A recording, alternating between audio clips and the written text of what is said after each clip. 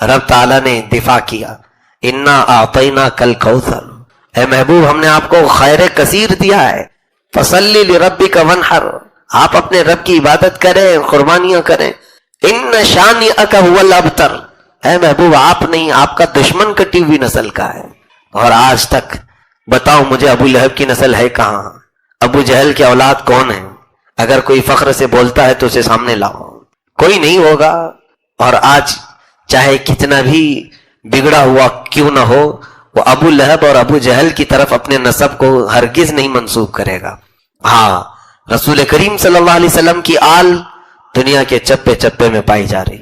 یہ ایک آیت ایسی ہے جس کو آیت الکرسی کہتے ہیں، ایک آیت ہے پوری، اور اس کے متعلق فضائل اتنے آئے ہیں، رات کو اگر پڑھ کر کے سویا تو اس کا گھر جلنے سے محفوظ، جلنے سے، چوری ہونے سے محفوظ۔ بلکہ آیت الکرسی پڑھنے والے کے متعلق یہ بھی ہے کہ اگر ہر فرض نماز کے بعد کسی کی عادت ہے کہ وہ آیت الکرسی پڑھ لیا کرتا ہے ہر فرض نماز کے بعد، تو فرمایا گیا، یہاں تک کہ حکم ہے میرے عزیزوں، لوگ توحید کے نام پر آج کچھ سعودی ایسے گمراہ کرتے ہیں کہ رسول کا خیال آنا بھی نہیں چاہیے نماز میں، نعوذ باللہ۔ بعض گدھوں نے، بعض کتوں نے یہ تک لکھ دیا کہ حضور کا خیال نماز میں آنا گدھے کے خیال سے بدتر ہے، نعوذ باللہ من ذالک۔ یہ جملے بھی بولنا ہمارے لیے سخت ہے، لیکن لوگ کتابوں میں لکھ مارے ہیں، آج بھی کتابیں موجود ہیں۔ صحابہ کو تو دیکھو، ایک صحابی نماز پڑھ رہے تھے، حضور نے بلایا ان کو نام لے کر، وہ نماز پڑھتے رہے، میرے آقا نے پھر بلایا، وہ نماز پڑھ رہے تھے، پھر سلام پھیر کر دوڑے دوڑے آئے، یا رسول اللہ آپ نے بلایا؟ حضور نے فرمایا میں تو کافی دیر پہلے بلایا تھا، اب آ رہے ہو؟ کہا آقا نماز پڑھ رہا تھا۔ حضور نے فرمایا کیا تم نے قرآن کی آیت نہیں سنی؟ یا ایھا الذین آمنوا استجیبوا للہ وللرسول اذا دعاکم، اے ایمان والو اللہ اور اس کے رسول جب بلائیں تب حاضر ہو جاؤ، چاہے نماز میں ہی کیوں نہ ہو۔ فرمایا نماز میں ہی کیوں نہ ہو، حاضر ہونا ہے۔ حضور نے اگر ندا دے دی، اس صحابی نے پوچھا نماز چھوڑ کر آ جاؤ؟ سنو اب مسئلہ کیا ہے۔ فرمایا گیا کہ ہاں، 2 رکعت اگر تم نے پڑھ لی، 4 رکعت والی نماز پڑھ رہے تھے عصر کی، 2 رکعت پڑھ چکے تھے یا 1 رکعت پڑھ چکے تھے، رسول نے بلایا، نماز چھوڑ کر کے چلے آئے، حضور نے پوچھا خیریت، طبیعت کیسی، ساری چیزیں بات چیت ہوئی، حضور نے بازار بھیجا، سامان لے آؤ، سودا سلف خریدو، فلاں کو دے آؤ، سب سامان دیا، خریدا، خرید و فروخت کیا، واپس آیا، فرمایا گیا جہاں سے چھوڑا تھا وہیں سے کمپلیٹ کرو، کنٹینیو کرو، پھر سے دہرانے کی ضرورت نہیں، 2 رکعت ہوئی تھی، آگے کی 2 رکعت کمپلیٹ کر لو، کنٹینیو کرو۔ کیوں؟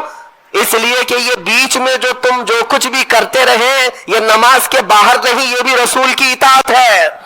بمصطفیٰ رساں خیش کے دی ہماؤس، اسی لیے اقبال نے کہا اپنے آپ کو نبی کے قدموں تک پہنچا دے، یہی دین ہے، یہی دین ہے۔ اب میں آپ کو بتاتا ہوں، صحابہ قبلہ بدل جانے کے بعد پوچھا کسی صحابی نے کہ یا رسول اللہ ہم تو اس طرف منہ کر کے نماز پڑھتے تھے، میں اگر آپ کے سامنے ہوں، آپ 1000 میرے چاہنے والے کیوں نہ ہو، 1000 میرے عاشق کیوں نہ ہو، مصلی سے اگر میرا منہ گھوم گیا تو سارے پکڑ کے مجھے گھمائیں گے سیدھے، امام صاحب سیدھے قبلے کی طرف ہو جاؤ، یا اگر کسی نے نہیں گھمایا تو بعد میں تو بولیں گے آپ کا قبلہ صحیح نہیں تھا، آپ اس طرف منہ کر کے پڑھ رہے تھے، قبلہ ایسے تھا۔ میرے عزیزو شریعت سب کے لیے ہے، لیکن رسول جو کرے وہی شریعت ہے۔ حضور پاک صلی اللہ علیہ وسلم اگر گھوم گئے پورے اپوزٹ ڈائریکشن میں، کسی صحابی نے پوچھا بھی نہیں، بلکہ خود بھی گھوم گئے حضور کی طرف، اور رسول کریم صلی اللہ تعالی علیہ وسلم کی اقتداء میں نماز کمپلیٹ کی۔ وہ ایک نماز ایسی ہے، 4 رکعت والی ایک نماز ایسی ہے، 2 رکعت بیت المقدس کی طرف منہ کر کے اور 2 رکعت خانہ کعبہ کی طرف منہ کر کے، باقی کسی کی ایسی نماز نہیں ہے۔ آج بھی وہ مسجد مدینہ طیبہ میں موجود ہے جس کو مسجد قبلتین کہتے ہیں، جہاں یہ قبلہ بدلا تھا، جہاں یہ آیت اتری تھی۔ اب جو کہنا ہے مجھے وہ یہ ہے، حضور پاک صلی اللہ تعالی علیہ وسلم کے چہرے پاک کا حال یہ ہے کہ اگر آسمان کی طرف اٹھ جائے تو قیامت تک کے لیے قبلہ بدل جائے۔ سوچو تو ذرا صحیح، اس چہرے پاک کا اثر یہ ہے کہ اگر اٹھ گیا آسمان کی طرف تو ہمیشہ کے لیے قبلہ بدل گیا، جس طرف اٹھ گئی دم میں دم آ گیا، اس نگاہ عنایت پہ لاکھوں سلام۔ حضور پاک صلی اللہ تعالی علیہ وسلم کے چہرے پاک کے بارے میں تم سمجھ رہے ہو، قبلہ جب مسلمانوں کا قیامت تک کے لیے بدل سکتا ہے تو ایک بار وہ چہرہ اگر ہم سب کی طرف ہو جائے، میرے آقا آؤ کہ مدت ہوئی ہے تیری راہ میں اکھیاں بچھاتے بچھاتے، بڑے دن ہوئے ہیں تیری حسرتوں میں تیری یادوں میں، بڑے دن ہو گئے گھر کو سجاتے سجاتے۔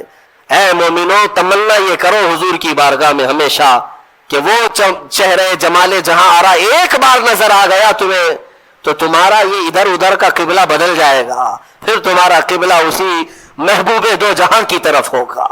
ہمارے دلوں کے قبلے کو بدلنا بھی یہ میرے حبیب پاک صلی اللہ علیہ وسلم کا اثر ہے۔ اب منافقین جو ہے بات بنانے لگ گئے۔ میں یہاں پر ایک اور نقطہ عرض کر دوں، صحابہ کا حال یہ تھا کہ انہوں نے کسی نے پوچھا نہیں 2 رکعت ادھر اور 2 رکعت ادھر کیوں، بلکہ صحابہ جانتے تھے کہ جو رسول کرے وہی دین ہے، وہی شریعت ہے۔ ایک صحابی سے پوچھا حضور پاک صلی اللہ تعالی علیہ وسلم ظہر کی نماز میں قرات کرتے تھے کہ نہیں کرتے تھے؟ حضور ظہر کی نماز میں قرات کرتے تھے؟ آپ سب کو معلوم ہے نا 3 نمازیں جہری ہیں، 2 نمازیں سری ہیں، فجر مغرب عشاء، اس میں زور سے قرات کرتے ہیں امام، ہے نا؟ اور ظہر اور عصر میں زور سے نہیں کرتے، خاموش۔ لیکن کرتے ہیں کہ نہیں کرتے تم کو کیا معلوم؟ خاموش کھڑے رہتے نا امام، تو آپ کو پتا ہے پیچھے صفوں میں کھڑے رہتے امام صاحب پڑھتے بھی ہیں کہ نہیں پڑھتے، کسی کو نہیں پتا۔ اب حضور پاک صلی اللہ علیہ وسلم ظہر کی نماز میں آہستہ ہی صحیح کچھ پڑھتے تھے کہ نہیں پڑھتے تھے؟ ایک صحابی سے پوچھا گیا، اس صحابی نے کہا ہاں رسول اللہ تلاوت کرتے تھے۔ کہا سنائی دیتا تھا؟ کہ نہیں۔ کیسے پتا؟ وہ صحابی کہتے ہیں میں پیچھے صف میں کھڑا رہتا اور حضور کے چہرے کی طرف دیکھتا، آپ کی داڑھی مبارک ہلتی رہتی تھی، داڑھی مبارک ہلتی رہتی تھی۔ اس کا مطلب یہ ہے کہ میرے آقا نماز میں خاموش نہیں تلاوت کیا کرتے تھے۔ اے میرے عزیزوں، ان صحابہ سے پوچھو نماز میں تمہیں کعبے کی طرف دیکھنا چاہیے یا رسول کے چہرے کی طرف؟ ان صحابہ کی ترجمانی اگر کہیں سے ملتی ہے تو بریلی کے امام کی زبان میں وہ کہتا ہے حاجیوں آؤ شہنشاہ کا روضہ دیکھو، کعبہ تو دیکھ چکے، کعبے کا کعبہ دیکھو، کعبے کا کعبہ دیکھو۔ صحابہ جو دیکھتے تھے وہ کیا تھا؟ کعبے کا کعبہ تھا، اور وہ ان کی نمازیں نہیں ٹوٹتی تھی۔ ہاں آپ سب چاہے کتنا بھی بڑا امام ابھی آئے، آپ کو حکم نہیں ہے کہ امام کی طرف دیکھتے رہو، آپ کو حکم نہیں ہے، آپ کعبے کی طرف منہ کر کے رکھو۔ اب کے زمانے میں امام کے پیچھے ہیں آپ، لیکن امام کو دیکھتے مت رہو نماز میں کہ امام کی ٹانگ اٹھی ہے یا پیر اٹھا ہے، پیجامہ نیچے آیا ہے، کیا ہو رہا ہے اس کا نماز میں، یہ تمہیں حکم آج نہیں ہے۔ نماز میں اگر کھڑے ہو گئے تو قبلے کی طرف منہ رہے۔ صحابہ کرام کا حال یہ تھا کہ وہ اپنے رسول کو دیکھا کرتے۔ اتنا ہی نہیں میرے عزیزوں، اتنا ہی نہیں، ایک اور بات میں بتا دوں۔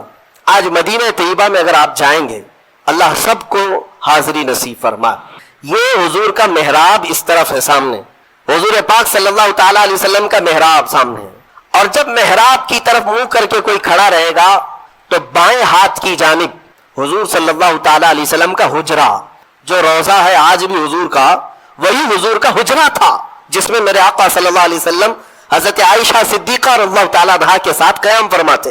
وہ حجرہ عائشہ صدیقہ ہے جس میں میرے آقا دفن ہے آج۔ کہاں ہے وہ؟ یہ سامنے محراب اور ادھر بالکل بائیں سائیڈ میں حجرہ ہے حضور کا، دروازہ بھی اس کا وہی تھا۔ جب اقامت یہاں بولتا مؤذن، حضور حجرے سے نکلتے تھے، اور جب حضور حجرے سے نکلتے صحابہ کھڑے ہو جاتے تھے اور صفیں لگ جاتی تھی۔ اندازہ کرو قبلہ ادھر ہے اور حضور کا حجرہ ادھر ہے بائیں جانب۔ حضور اکرم صلی اللہ تعالی علیہ وسلم کی وفات سے چند دنوں پہلے کی بات ہے، یہ آخری ایام ہے ظاہری زندگی کے، جب رسول کریم صلی اللہ تعالی علیہ وسلم علالت میں تھے، تکلیف بہت زیادہ تھی، بخار کی شدت تھی، 1 مہینے تک بخار کی شدت رہی سفر کے مہینے میں۔ ان دنوں میں بعض مرتبہ ایسا ہوا حضور اکرم صلی اللہ تعالی علیہ وسلم اپنے حجرے سے نکلتے تو 2 صحابہ کے کندھوں پر ہاتھ رکھ کر کے آتے تھے، تکلیف کی شدت تھی لیکن پھر بھی مسجد میں آ جاتے تھے۔ لیکن آپ کی وفات سے چند دن پہلے ایسے حالات پیش آئے کہ حضور اپنے حجرے سے باہر نہیں آتے تھے۔ صحابہ کی نمازیں کون پڑھاتا تھا؟ حضرت ابو بکر صدیق پڑھاتے تھے، مصلی پر آپ بڑھتے، نمازیں آپ پڑھاتے۔ 17 نمازیں حضرت ابو بکر صدیق نے پڑھائی۔ ایک روایت میں پڑھتا ہوں تو آنکھیں بھیگ جاتی ہیں، مغرب کی اذان ہو چکی، صفیں لگ چکی, مؤذن اقامت بول چکا, حضرت ابوبکر صدیق مصلی پر جا چکے, تکبیر باندھ لیے. اچانک حضور کا حجرہ کھل گیا. کئی دن سے میرے آقا آئے نہیں تھے. جیسے حجرہ کھلا سارے صحابہ مڑ کر کے میرے آقا کی طرف دیکھنے لگ گئے, قبلے کی طرف نہیں, حجرے کی طرف سب مڑ گئے. اور جب رسول کریم صلی اللہ تعالی علیہ وسلم کے چہرے پاک کی چمک دیکھا, سارے صحابہ کے دلوں میں ایسی رقت طاری ہو گئی, ان کی آوازیں بلند ہو گئی. بعض نے ہاتھ پر آواز مار مار کر کے کہا, ابو بکر پیچھے آ جاؤ, آفتاب رسالت آ چکے ہیں, رسول کریم صلی اللہ تعالی علیہ وسلم آ چکے. میں یہ نماز کی حالت کی بات کر رہا ہوں, نماز کی حالت. صحابہ جانتے تھے کہ رسول کی رضا ہی یہ اللہ تک پہنچنے کا ذریعہ ہے. اگر رسول کو راضی کر لیا تو ساری عبادتیں ہیں, اور اگر وہ راضی نہ تو ساری عبادتیں فضول ہیں. صحابہ اکرام رضوان اللہ تعالی علیہ مجمعین نے جب آواز لگائی تو وہ ابو بکر صدیق مصلی پر جو ہے, میرے عزیزوں مصلی پر جا چکا امام, تکبیر باندھا ہوا امام, جب آواز آئی پیچھے سے تو وہ خود بھی بائیں جانب مڑ کر دیکھتے ہوئے پیچھے کی طرف آنے لگ گئے. نماز توڑ کر کے نہیں, رکعت باندھ کر کے پیچھے کی طرف آنے لگ گئے. رسول کریم صلی اللہ تعالی علیہ وسلم جب تشریف لائے تو مصلی پر میرے آقا صلی اللہ تعالی علیہ وسلم کو بٹھایا گیا. یہ کیسی نمازیں تھی, کیسی نماز. ہم اور آپ اگر حرکت بھی کریں تو نماز ٹوٹ جائے, نماز باطل ہو جائے, فاسد ہو جائے, لیکن رسول کے لیے اگر چہرہ پھر بھی گیا تو نماز باطل نہیں, بلکہ میں کہتا ہوں وہی تو عین نماز ہے.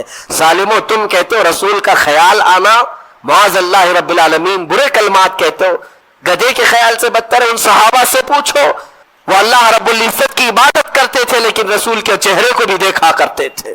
اس لیے میں نے کل ہی آپ کے سامنے یہ عرض کیا, قرآن کی اگر تفسیر بھی سننا ہو تو اے سنیو, شرط یہ ہے کہ دل کو محبت مصطفیٰ کا ایک عظیم مدینہ بناؤ, تبھی تمہیں قرآن کی آیتیں سمجھ میں بھی آئے گی, تبھی تمہیں قرآن کا لطف بھی ملے گا اور لذت بھی ملے گی. اور حضور کو چھوڑ کر کے کچھ سننا چاہو تو پھر اندھیرا اندھیرا, کچھ نہیں ہے. بہرحال یہ قبلے کے تبدیل ہونے والی جو آیتیں آئیں, اس پر یہودیوں نے بہت واویلا مچایا, بہت واویلا مچا رہے. اتنے سالوں سے قبلہ تھا, نبیوں کا قبلہ تھا, انہوں نے بدل دیا, انہوں نے بدل دیا, یا آ کر کے بدل دیے, اس طرح کی باتیں آنے لگی. تو رب تبارک و تعالیٰ نے ابھی اپنے حبیب صلی اللہ تعالی علیہ وسلم سے یہ فرمایا, آپ ارشاد فرمائیں, وما انت بتابع قبلتهم, آپ فرما دیں ان سے کہ میں تمہاری قبلے کی پیروی کرنے نہیں آیا, بلکہ رسول جو کہہ دیں گے وہی قبلہ ہے. عزیزان گرامی وقار, قبلے کی تبدیلی کا حکم جو آیا وہ اسی پارے میں اس کا ذکر ہے. اور اس کے بعد پورے دوسرے پارے میں کئی احکام نازل ہوئے, کئی احکام ہیں شہیدوں کے متعلق اسی آیت میں ہے. فرمایا رب تعالیٰ نے, جو اللہ کی راہ میں مارے جائیں انہیں مردہ نہ کہو, وہ زندہ ہیں, بل احیاء ولکن لا تشعرون. بعض لوگ ہم سے پوچھتے ہیں, آپ رسول کو وفات کے بعد بھی زندہ مانتے ہیں, قرآن کی کوئی دلیل ہے آپ کے پاس؟ قرآن کی کوئی دلیل ہے, قرآن کی کوئی آیت ہے؟ میاں میں وہی پڑھ رہا ہوں آپ کے سامنے, ولا تقولوا لمن يقتل في سبيل الله اموات, جو اللہ کی راہ میں مارے گئے ہوں انہیں مردہ نہ کہو. ہر سنی مسلمان جانتا ہے. تو سب سے پہلے یہ کہتے ہیں لوگ, ارے میاں یہ تو شہیدوں کے لیے آیا تھا. یہ ہم کہتے ہیں کیٹیگری اگر آپ کو بتاؤں شہید کا مقام کب آتا ہے, اللہ تعالیٰ نے آیت میں فرمایا, انعم اللہ علیہم من النبیین والصدیقین والشہداء والصالحین. 4 لوگوں کا ذکر قرآن میں اللہ نے فرمایا جن پر اللہ نے انعام نازل کیا. نمبر 1 النبیین, انبیاء سب سے پہلا مقام ہے. والصدیقین, دوسرے نمبر پر صدیق ہوتے ہیں. تیسرے نمبر پر شہید. تیسرے نمبر والا جب اپنی قبر میں زندہ ہو سکتا ہے تو پہلے نمبر والا کیوں نہیں زندہ ہو سکتا؟ بلکہ دوسرے نمبر پر جو صدیق ہیں وہ بھی اپنی قبروں میں زندہ ہیں. 60 ہجری ہو چکی تھی حضور کی وفات کے 50 سال بعد. 60ویں ہجری میں مدینے میں ایک سیلاب آیا. توجہ چاہتا ہوں, یہ حدیث میں موجود ہے. سیلاب آیا اور پانی اتنا بھر گیا کہ مسجد نبوی میں بھی آیا. مسجد نبوی میں جب پانی آیا تو حضور کے حجرے میں بھی داخل ہوا.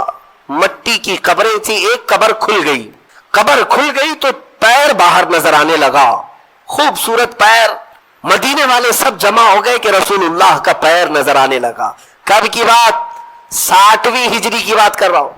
60 ہجری، حضور کی وفات کے 50 سال بعد. تو صحابہ بھی جمع ہوئے. اس میں پھر ایک تابعی حضرت عروہ بن زبیر رضی اللہ، وہ آگے بڑھے اور انہوں نے کہا، غور سے دیکھا، قدم کو چھوا بھی اور لوگوں سے کہا، اے مدینے والوں، یہ اللہ کے رسول کا قدم نہیں، یہ عمر ابن خطاب کا قدم ہے. میں اچھی طرح سے جانتا ہوں، واللہ ہذہ لقدم عمر، قسم خدا کی یہ پیر عمر ابن خطاب کا ہے. اور روایت بیان کرنے والے کہتے ہیں کہ پیر کو جب چھوتے تھے تو خون اپنی جگہ سے ہٹ جایا کرتا تھا، جیسے زندوں کو چھوئیں تو خون ادھر سے ادھر ہوتا ہے. یہ 60ویں ہجری میں کس کا پیر؟ عمر ابن خطاب رضی اللہ تعالیٰ عنہ کا، جن کے پہلو میں آرام کرنے والا زندہ ہے. تو پھر اس رسول کی برکت کا حال کیا ہوگا؟ تو زندہ ہے واللہ، تو زندہ ہے واللہ، میری چشم عالم سے چھپ جانے والے. جو تم کو مردہ کہے وہ مردہ ہے واللہ، اور اے رسول پاک تم زندہ ہو واللہ، تم زندہ ہو واللہ. یہ ایک عقیدہ یہاں سے لے کر کے چلو. شہداء کی زندگی کا بھی تذکرہ آج کی تلاوت میں ہم نے حاصل کیا. اور ایک اہم چیز آج کے پارے میں ہم نے جو تلاوت کی وہ ہے حج کے احکام. تقریباً اس میں آ گئے الحج اشہر معلومات. اب رمضان کے بعد جو مہینہ شروع ہوگا وہ حج کا مہینہ ہے. شوال، ذی القعدہ، ذی الحج. شوال کا پورا مہینہ، ذی القعدہ کا پورا مہینہ اور ذی الحجہ کے 10 دن. قرآن کہتا ہے یہ حج کے مہینے ہیں. فمن فرض فیہن الحج، جس پر حج فرض ہو گیا پھر وہ کوئی گناہ نہ کرے. فلا رفث ولا فسوق ولا جدال فی الحج. زنا، خواہشات نفسانیہ، یا پھر جھگڑا، یا پھر کوئی ایسا فسق والا عمل نہ کرے حج جس پر فرض ہو گیا. اب حج کس پر فرض ہوا؟ ہمارے ہاں تو یہی حال ہے کہ بیٹی کی بھی شادی ہو چکی ہو، بیٹے کی بھی ہو چکی ہو، سب کے عقیقے بھی ہو چکے ہوں، ان کے تمام کام سب ہو چکے ہوں، بال سفید ہو گئے ہوں، کمر ٹیڑھی ہو گئی ہوں، تب حج فرض ہو رہا ہے. میاں حج کیا فرض ہو رہا ہے؟ اس وقت تو قبر فرض ہونے والی ہے. ابھی حج جو ہے عمر کے اعتبار سے فرض نہیں ہے. صاحب استطاعت کسے کہتے ہیں؟ حج پر جانے اتنی رقم تمہارے پاس ہے، 1 مہینہ حج کے لیے لگتا ہے، اور جاؤ گے تو تمہارے گھر والوں کو راشن پانی مل جائے گا 1 مہینے کا، تو حج فرض ہو گیا. 50 لاکھ کا گھر بنا لیتے ہیں، 5 لاکھ کا حج نہیں ہو سکتا.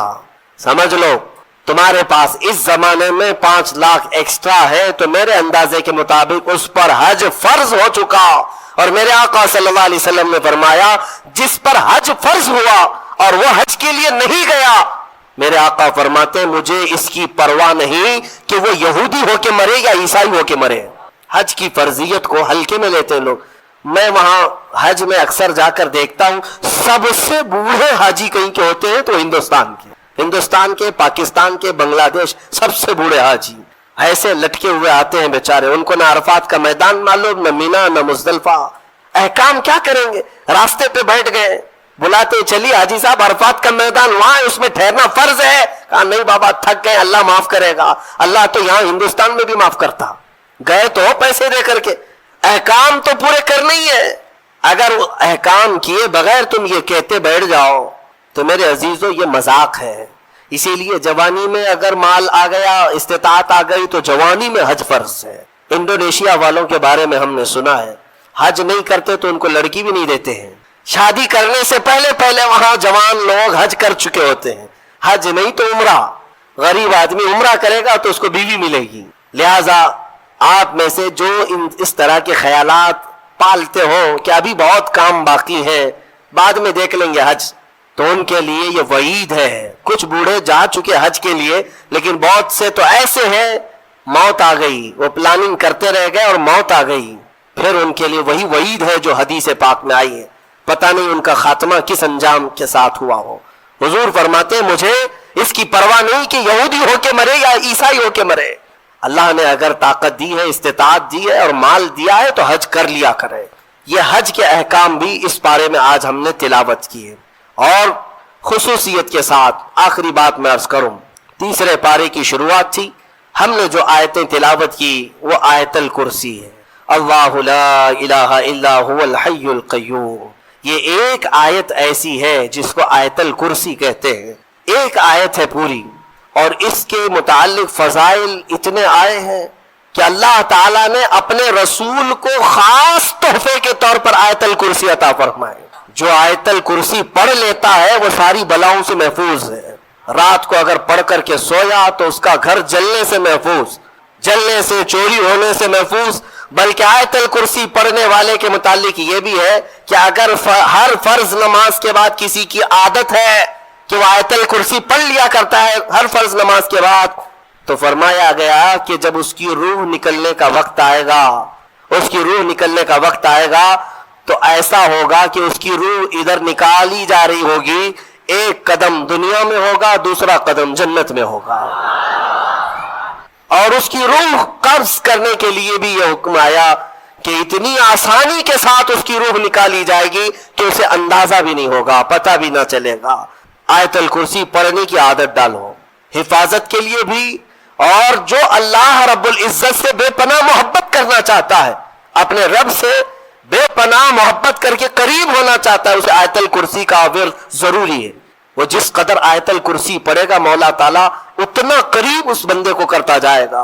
اور ایک بات یاد رکھ لیں، الحمدللہ بچپن سے ہمیں بھی عادت ہے، آیت الکرسی پڑھنے والے کی ایک اور فضیلت ہے کہ اسے پھر دوسری کرسی کی لالچ بھی نہیں آئے گی. ہاں، کرسی والوں کو میں یہ کہتا ہوں آیت الکرسی پڑھا کرو تاکہ یہ نحوست دل سے نکل جائے.